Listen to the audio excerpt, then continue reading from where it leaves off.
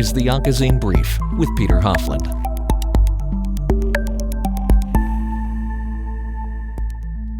In this, the 100th episode of the Onco'Zine Brief, I'm talking with Stephen Spellman, who is Vice President of Research and Senior Scientific Director of the Center for International Blood and Marrow Transplant Research at the National Marrow Donor Program, Mismatched. In our program today, we talk about bone marrow transplants. Now, one thing I believe is that most physicians may agree with is that it is not a secret that in the area of hematology, the likelihood of finding a fully matched unrelated donor for a patient who needs a bone marrow transplant varies greatly depending on the patient's ethnic background, and that ethnically diverse patients may have, historically speaking, been at a disadvantage. However, new research shows that when donor registry models are expanded to include mismatched unrelated donors, finding access for patients may greatly increase. I'm Peter Hofland, and this is the Onco'Zine Brief. The Onco'Zine Brief is developed in collaboration with our online journal, Onco'Zine, where you can find additional information and the latest news about cancer diagnosis and treatment and cancer prevention. For more information on how to support this program, visit our website Onco'Zine at ONCOZINE.com. And if you're living in the United States and want to receive our newsletter, text the word cancer to 66866, and we will make sure that you'll receive our newsletter, which includes an overview of the latest news in oncology and hematology.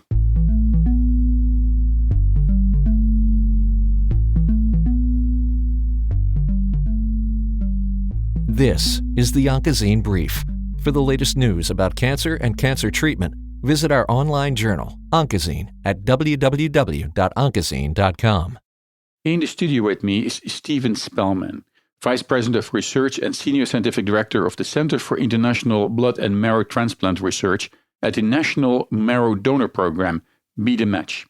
We talk about the complexity of finding a fully matched unrelated donor for a patient who needs a bone marrow transplant, and how success varies greatly depending on the patient's ethnic background, and that ethnically diverse patients have, historically speaking, been at a disadvantage. We also talk about new research demonstrating that when donor registry models are expanded to include mismatched unrelated donors, finding access for patients may greatly improve. Steve, welcome to the Onco'Zine Brief. Thank you, Peter. Before we're going to talk about the programs that you're developing, tell me a little bit more about the kind of diseases for which a bone marrow transplant may be considered by a treating physician. Sure. There's many diseases that can be treated with a bone marrow transplant. The majority are hematological malignancies, so blood cancers, leukemia, or lymphoma, or myelodysplastic syndromes make up the majority of the transplants that are performed today, as well as for treatment of some non-malignant diseases, such as sickle cell disease or severe aplastic anemia. So other diseases of the blood system where a transplant can replace those disease cells and restore full functionality to a patient in need. When you look at the disease area, it's very broad and includes cancers and non-cancers alike. But your program is very specific and includes when and where it can be used. So tell me a little bit more about the National Bone Marrow Program and Be the Match. Sure, I'd be happy to tell you a bit about the National Marrow Donor Program, or Be the Match. So we are the U.S. registry for unrelated bone marrow and cord blood donors.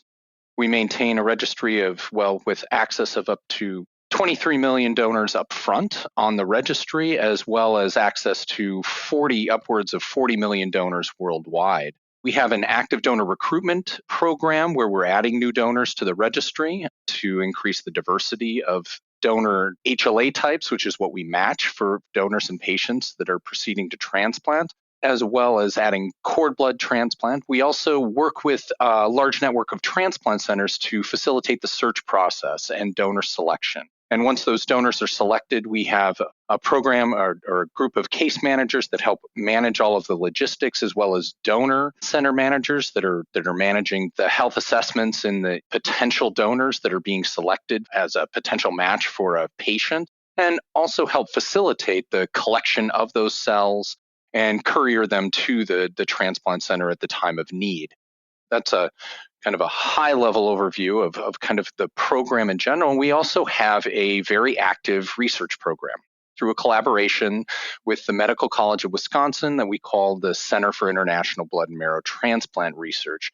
And there we're capturing data on patients receiving allogeneic transplants or non-self transplants facilitated through the National Marrow Donor Program and other registries, as well as data on autologous transplants, whether that be chimeric antigen receptor T-cell transplants or unmanipulated marrow transplants using autologous or self cells. And we follow those patients longitudinally up until they're either lost to follow-up or expire post-transplant.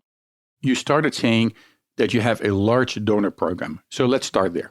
I remember a few years back that during medical society meetings, including those of the American Society of Clinical Oncology, the American Association for Cancer Research, and the American Society of Hematology, an often heard complaint was that it is so difficult to get people involved and actually be able to successfully recruit donors. And there may be different reasons for this, because people don't understand what is involved, or they may be afraid or don't understand the need. And there may be a lot of other different reasons why people do not like to participate or become a donor. So tell me a little bit more about your recruiting efforts and why people should consider this a valid option if they are a match. Well, the donor recruitment efforts are really targeted towards younger donors. We have research that's been conducted over time showing that the outcomes tend to be much better. Using a donor on the younger age spectrum, we recruit donors starting at the age of 18, and you can remain on the registry until your 61st birthday. The vast majority of donors that are used today are under the age of 35 because of the research that I mentioned initially. And so there's an ongoing effort to bring on those younger donors to the registry. We've also noted that within the U.S. population, we've seen increasing diversity in the younger population as international borders erode and we see more intermingling of people worldwide. You get new combinations of HLA genes that are now intermingling, and adding more diversity to the registry is critical to be able to find matches for patients in need. And so even with the large pool of donors that are available today worldwide, upwards of 40 million, we still do not have a full match, or what we would consider a full match for all patients in need. And that really ranges quite substantially by the racial and ethnic background of the patient, where if patients that are of African American descent have a much lower rate of finding a match on the registry at around 29% to find a full match compared to a Caucasian or a white non-Hispanic patient where we have a higher likelihood, so about 79% in that group. And that's due to many reasons. One being, well, the overall composition of the registry, as it's evolved over time, is skewed towards a non-Hispanic white population. And we've continued to recruit in ethnically diverse populations. However, we see more diversity in HLA genes in the ethnically diverse populations, meaning we would have to recruit a much, much larger cohort to be able to have a match for all patients in need.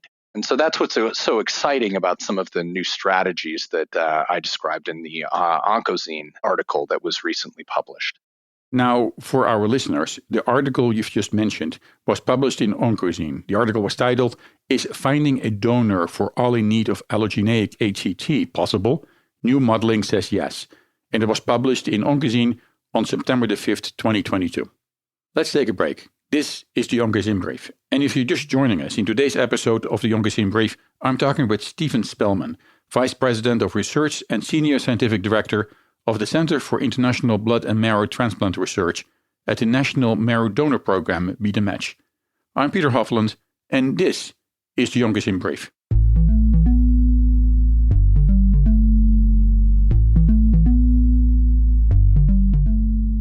Each day, researchers make new discoveries that bring us closer to the moment when all cancer patients can become survivors. Some days they take small steps. Others, huge discoveries lead to giant leaps forward. This progress, both small steps and giant leaps, happens with the help of clinical trials. Clinical trials are a fundamental path to progress and the brightest torch researchers have to light their way towards better treatments. And if you've been diagnosed with cancer, they may be your brightest ray of hope. Clinical trials introduce new hope in addition to the current standard of care. by allowing researchers to provide participants access to cutting-edge and potentially life-saving treatments. So if you're interested in exploring new treatment options while helping to light the path for other patients, clinical trials may be the best choice for you. Speak with your doctor and visit standuptocancer.org/clinical trials to learn more about clinical trials. Together, we can stand up for all of us.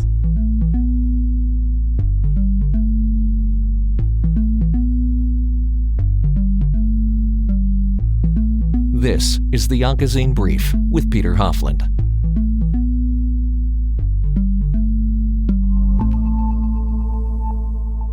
And welcome back. This is the Onco'Zine Brief. If you're just joining us, in today's episode of the Onco'Zine Brief, I'm talking with Stephen Spellman, Vice President of Research and Senior Scientific Director of the Center for International Blood and Marrow Transplant Research at the National Marrow Donor Program, Be the Match.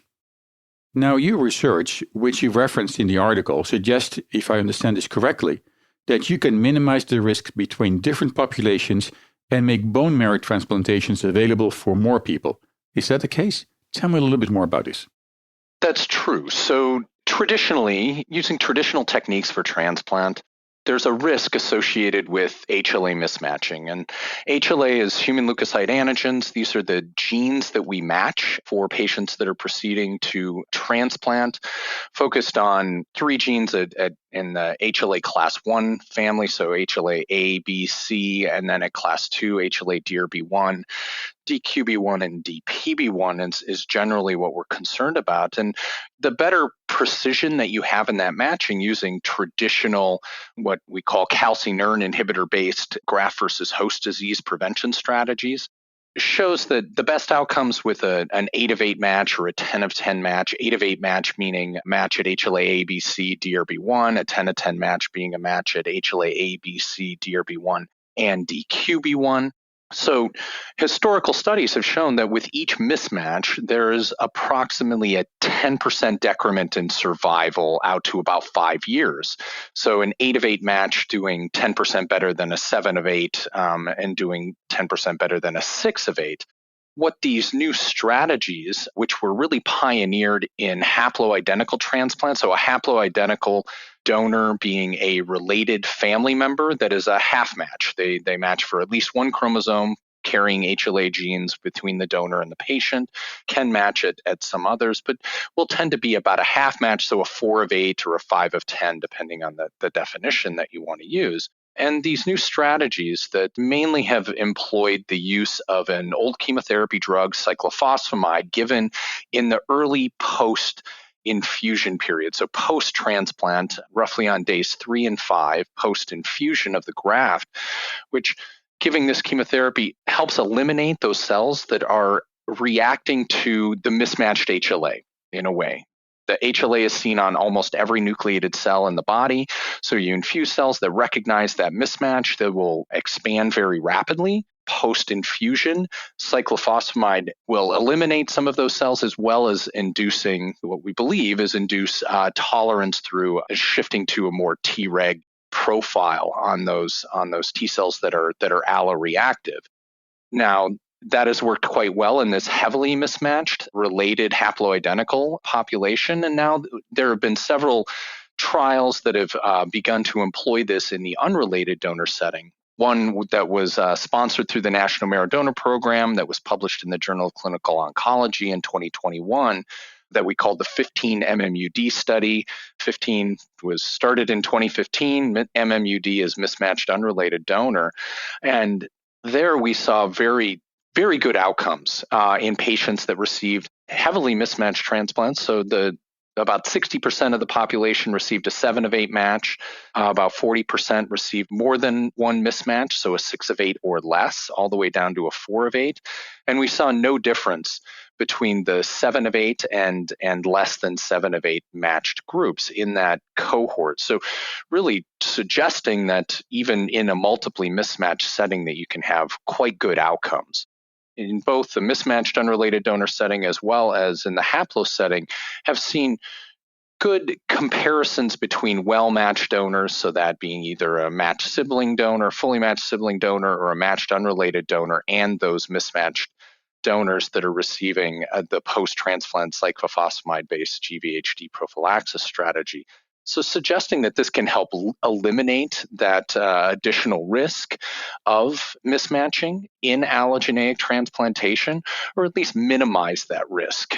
There's still some risk that's there, but it is getting to the point where we could potentially be on par between matched and mismatched graft sources as the techniques are refined over time. And that is based on the modeling strategy you're developing. And this is now in clinical trials, correct? The transplant approach, not necessarily, but the modeling that was described in the Onco'Zine was really showing the potential for this application of mismatched unrelated donors. And to give an example, so I had mentioned that African American patients have a roughly less than a 30% chance of finding an 8 of 8 match or having an available 8 of 8 match on the registry. When we consider mismatched graft sources, so considering a 7 of 8 or a 6 of 8 or a 5 of 8, getting down to a 6 of 8 level, we would have matches available for 95% of patients, if not more. That's even seen restricting the population of donors to those younger than the age of 35. So even when we partition the registry to those donors that are younger, lead to better outcomes, we would still have a match for all patients in need, essentially, to the 95% level at the 6 of 8. And when we go to a 5 of 8, that allows us to find a match for essentially every patient in need, greater than 99% of all patients searching the registry. With that, you would also have much more choice. So being able to find that younger donor, potentially if you wanted to match for other factors such as blood type or CMV status or cytomegalovirus exposure prior to donation, that would be possible with that expanded pool of donors that could be suitable for the patient in need. Really getting to a point where there isn't a donor barrier anymore for proceeding to transplant, which has traditionally been a concern in the field. So basically, if I understand this correctly, this eliminates the ethnic background as a potential barrier, and it diminishes other reasons and risks limiting potential donors who do not match, right? Are there downsides to this approach? We're still learning, Peter. So this has been used I had mentioned the 15 MMUD trial, which showed very good outcomes, and we presented those results out to 3-year results at the European Blood and Marrow Transplant Group meeting earlier this year, showing that those good outcomes, positive outcomes, persist out to 3 years post-transplant. So encouraging news to suggest that this still leads to positive longer-term outcomes. That's kind of intermediate term at this point. But when we look back at the experience in the haploidentical related transplant setting, that this technique has been in use since the early 2010s. So around 2010, 2011, 2012, 2013, it really started to take off and was used in a generalizable way across the transplant community, have continued to see durable long-term outcomes in that population, which lends some encouragement to what we can anticipate with a less mismatched, unrelated donor in a similar vein. So we're excited to see where this takes us in the future. And so I had mentioned the 15 MMUD trial, which was focused on use of bone marrow grafts. Now we have another trial sponsored through the National Marrow Donor Program, Be the Match, which launched last year, that we're calling the ACCESS trial, which is evaluating mismatched unrelated donors with a similar post-transplant cyclophosphamide-based GVHD prevention strategy. However, using peripheral blood stem cell grafts, which have traditionally been associated with higher rates of chronic graft versus host disease in the calcineurin inhibitor-based GVHD prophylaxis setting, but has been used quite favorably and has led to good outcomes in the haploidentical related setting. So we're confident that this will translate well into peripheral blood stem cell transplants in adults. And we're also in that same trial evaluating bone marrow transplants in a pediatric population using mismatched unrelated donors. And so we're excited to see what those pediatric results look like in the future as well. Now, if you can, tell me a little bit more about the difference of using this approach, this technology, in pediatrics, in younger children versus adult patients. Because children, especially younger children, respond differently to medical treatments. So tell me a little bit more about the impact of this approach in the treatment of children. Well, the impact here would be, again, children and young adults still suffer from the same issues of donor availability based on race and ethnicity. And so this could lead to an increase in the donor options available for those patients. And one of the reasons that bone marrow is used in the pediatric setting is because of the observation that I mentioned earlier about the risks of chronic graft versus host disease using peripheral blood stem cell grafts. And so doing a transplant in a child that has hopefully a long life ahead of them, giving them a chronic disease like chronic graft versus host disease, if you can avoid it, is worth pursuing. In addition, bone marrow grafts are, well, for a child are easier to obtain. Less cells are required just because of size. In general. And so peripheral blood stem cells are tied to higher cell doses, slightly faster engraftment, but with that associated risk of increased chronic graft versus host disease.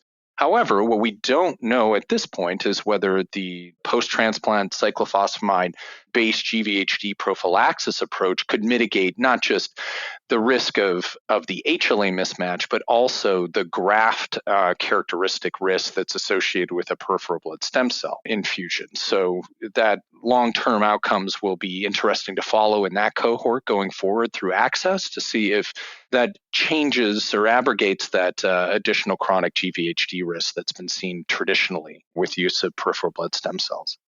Let's take a short break and then we're back with Stephen Spellman.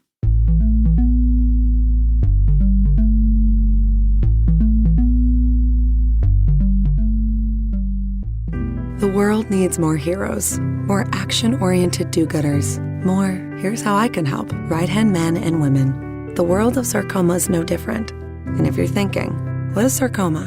We're glad you're listening. Sarcoma is a rare cancer of the body's soft tissue and bone, a cancer affecting tens of thousands of Americans every year. A cancer that has more than 70 subtypes, many of which require unique treatment options at various stages of discovery, and we lose thousands of lives to sarcoma in the U.S. on a yearly basis. The Sarcoma Foundation of America partners with heroes, do-gooders, and helpers from all walks of life to advocate for sarcoma patients through funded research and widespread awareness efforts. New and more effective sarcoma therapies are out there. We just need to work together to discover them and find a cure for this cancer once and for all. Now is the time to step up and fight the good fight against sarcoma. Join forces by visiting curesarcoma.org to learn more.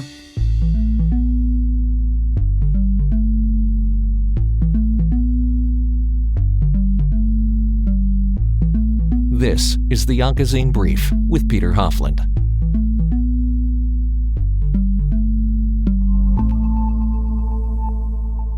And welcome back. In today's episode of the Onco'Zine Brief, I'm talking with Stephen Spellman, the Vice President of Research and Senior Director of the Center for International Blood and Marrow Transplant Research at the National Marrow Donor Program, Be The Match. I'm Peter Hofland, and this is the Onco'Zine Brief. It's interesting to see how this may bring benefits to children. Now, as the Scientific Director of the Center for International Blood and Marrow Transplant Research, you're also responsible for the Graft versus Host Disease Working Committee. Tell me a little bit more about the impact graft versus host disease has in the use of bone marrow transplants and the treatment of cancer.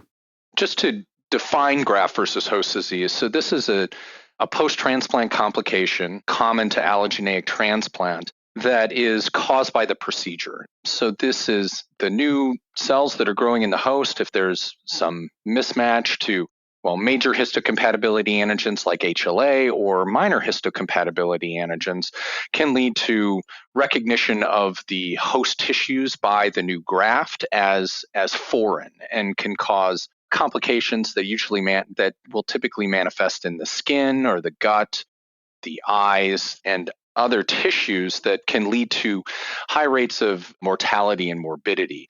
So there are powerful drugs that are given during the transplant procedure to try and mitigate those risks, but generally are not 100% effective in that setting. And so we do see a reasonable amount of graft versus host disease in most situations. And in the early post-transplant period, it's not necessarily a bad thing, especially in the setting of malignant disease, where you're also getting the benefit of what we call a graft versus leukemia effect. So it's a bit of that balance. So having kind of on-target versus off-target effects of this alloreactivity that's caused by the graft. Now, these new strategies, well, the one that I've talked about most in this interview so far has been post-transplant cyclophosphamide. And the use of post-transplant cyclophosphamide has shown much lower rates of what we call severe acute GVHD, so grades 3 to 4 acute GVHD, where the highest risks of mortality and morbidity are, if that develops, are much lower using that strategy than traditional calcineurin inhibitor-based GVHD prophylaxis strategies. And that's also been seen in lower rates of chronic GVHD as well, where if chronic GVHD develops or acute GVHD develops, it tends to be a milder case in that setting, which is encouraging, not completely eliminating it, but if it does manifest, that it does tend to be lower severity. So to frame this, what you're trying to accomplish with this program and the various studies and ongoing research is to get better treatment options for an ethnically diverse population, while at the same time minimizing their risk. Peter, I think that's a good way to sum it up. It's also expanding donor options to all patients in need. So not just the ethnically diverse population, but there are non-Hispanic whites that also do not have matches on the registry as well. And for all patients that do not have a full match either within the family or on the registry, this is an opportunity to mitigate the risk of mismatching for all patients in need. So being able to expand that donor pool, lower risk of post-transplant complications with the mismatching, and better tolerance of that mismatching in the long run. So getting to the point where we can eliminate this donor access barrier for all patients in need. So let me ask you about disparities in healthcare. First of all, disparities in healthcare can be seen in a variety of forms, including the lack of available treatment options. For example, and this may be a little bit out of the scope of our discussion today, but less than a decade ago, a disease like triple-negative breast cancer, which is predominantly seen in African American women and women under the age of 40 years of age, diagnosed with breast cancer, was virtually untreatable. But over the years, and following very hard work and a lot of research, much has changed. And there are now multiple treatment options for triple-negative breast cancer.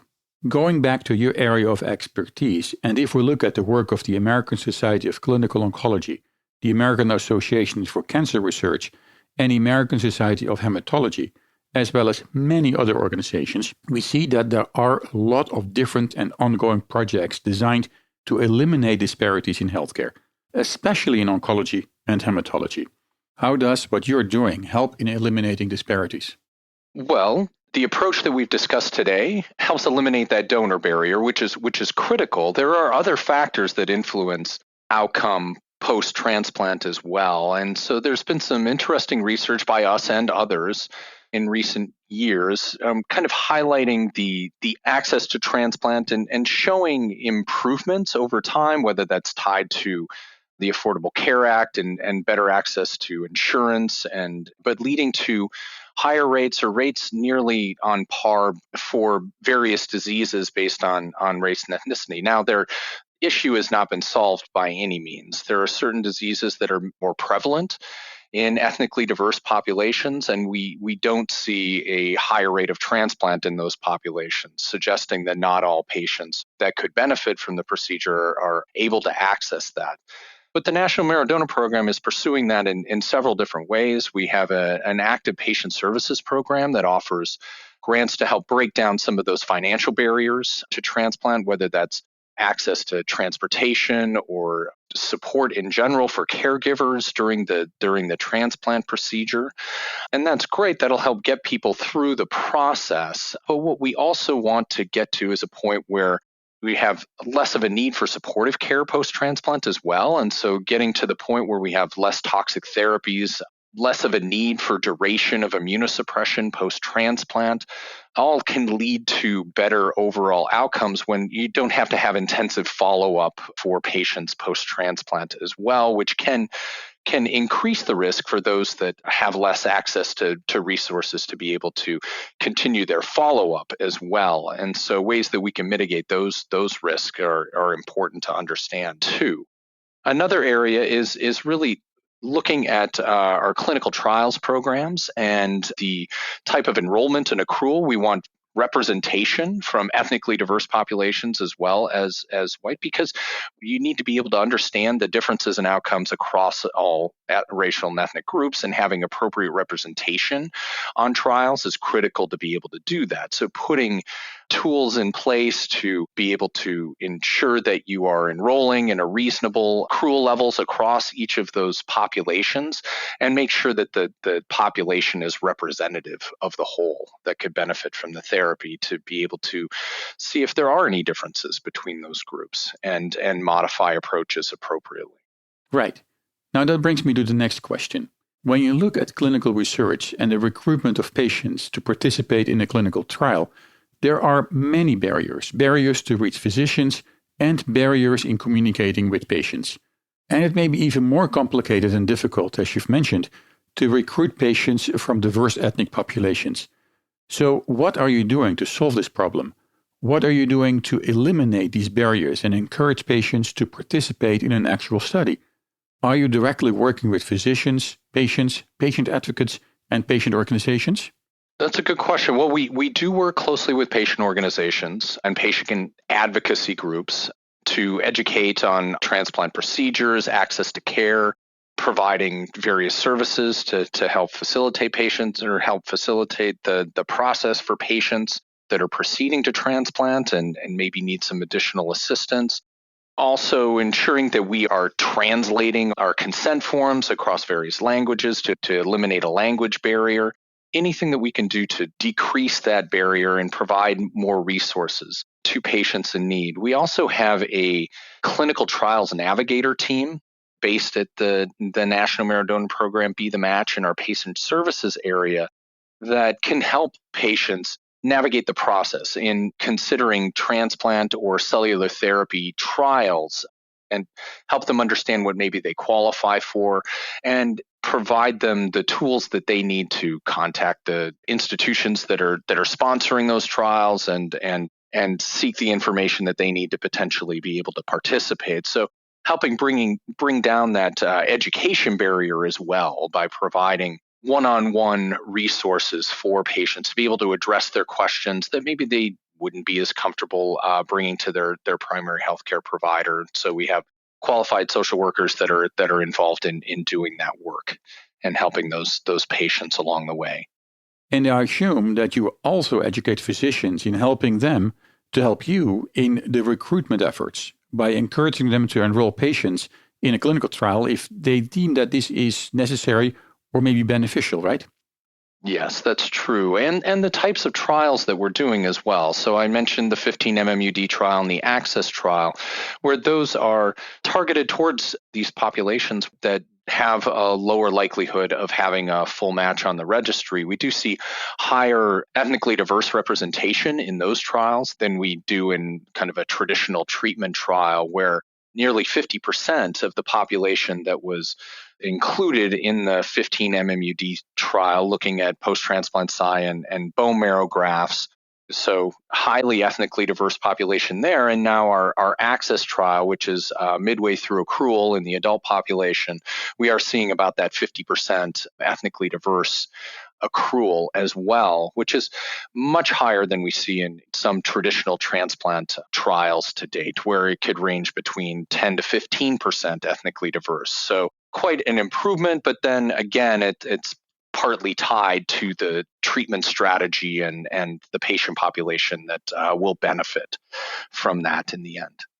Let's take a break. This is the Onco'Zine Brief. And if you're just joining us in today's episode of the Onco'Zine Brief, I'm talking with Stephen Spellman, Vice President of Research and Senior Scientific Director of the Center for International Blood and Marrow Transplant Research at the National Marrow Donor Program, Be the Match. I'm Peter Hofland, and this is the Onco'Zine Brief.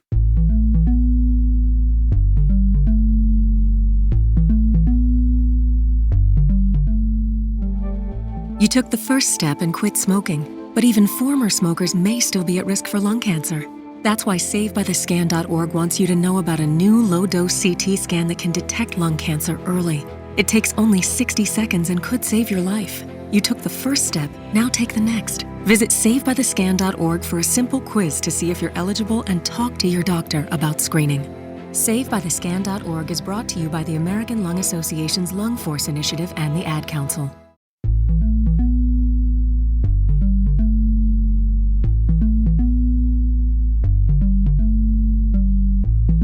This is the Onco'Zine Brief with Peter Hofland.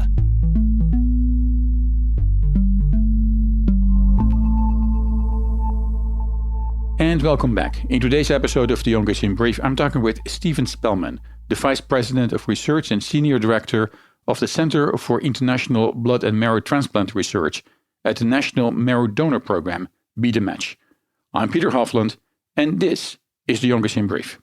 So the solution you're working on, mismatched unrelated donors, does that eliminate the problems we're seeing today? What's next? There's more work to be done. We're testing this one approach right now, so the post-transplant cyclophosphamide strategy, using a rather high dose of cyclophosphamide. Now, that can be tied to some post-transplant complications like hemorrhagic cystitis or bleeding in the bladder that can be extremely painful.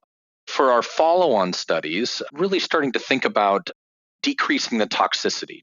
There's been some pioneering work at the National Institutes of Health, led by an investigator named Dr. Chris Kanakri, evaluating a dose reduction of cyclophosphamide in the post-transplant setting and showing some positive results with going to a 50% dose rather than a full dose. Now, that could lead to lower rates of toxicity, toxic results or toxicities associated with the exposure to more cyclophosphamide, but then also looking at other combination therapies. Another drug that has shown some quite positive results in the mismatched unrelated donor setting, using just single mismatch, so a 7 of 8 matched donor, and using a 4-dose course of abatacept post-transplant. It's a drug that was traditionally used for severe rheumatoid arthritis. It's a CTLA-4 Ig antagonist and kind of blocks the secondary signal for T-cell activation.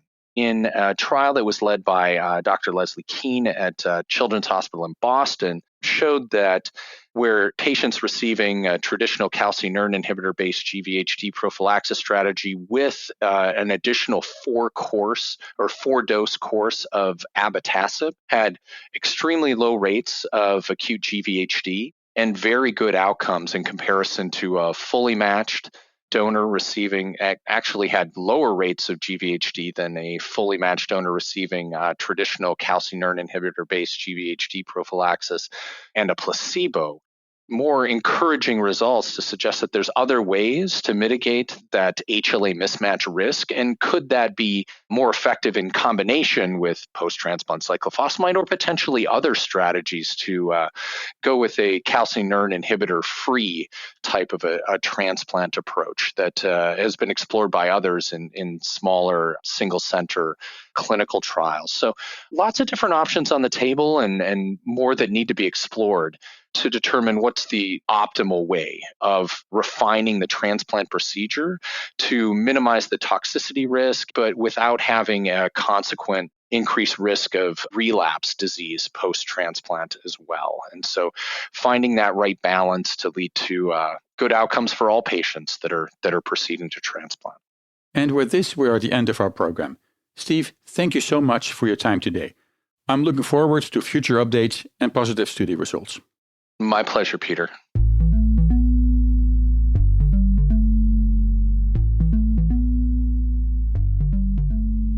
In this, the 100th episode of the Onco'Zine Brief, I spoke with Stephen Spellman, the Vice President of Research and Senior Scientific Director of the Center for International Blood and Marrow Transplant Research at the National Marrow Donor Program, Be the Match. For more information about the Center for International Blood and Marrow Transplant Research, please visit the organization's website at www.cibmtr.org.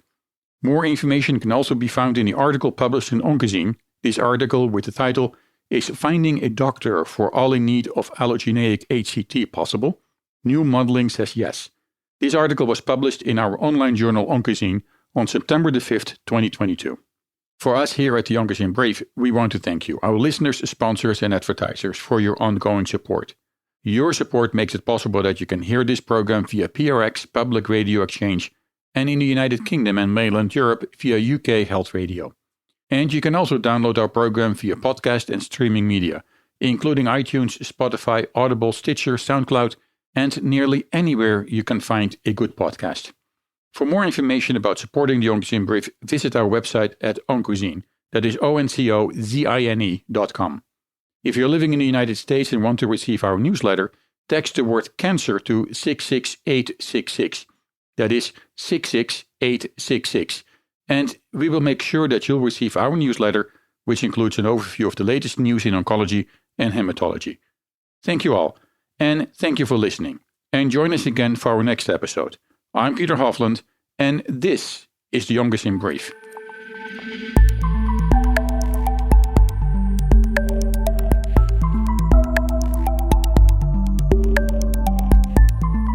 The Onco'Zine Brief is a global medical educational service from the publishers of Onco'Zine and ADC Review, the journal of antibody-drug conjugates. Support for the Onco'Zine Brief comes from our commercial underwriters and advertisers and the listeners to this station. For more information about advertising, underwriting, and sponsoring options, visit Onco'Zine at www.onco'zine.com/podcasts. The Onco'Zine Brief contains health and medicine-related information and is provided for educational and entertainment purposes only.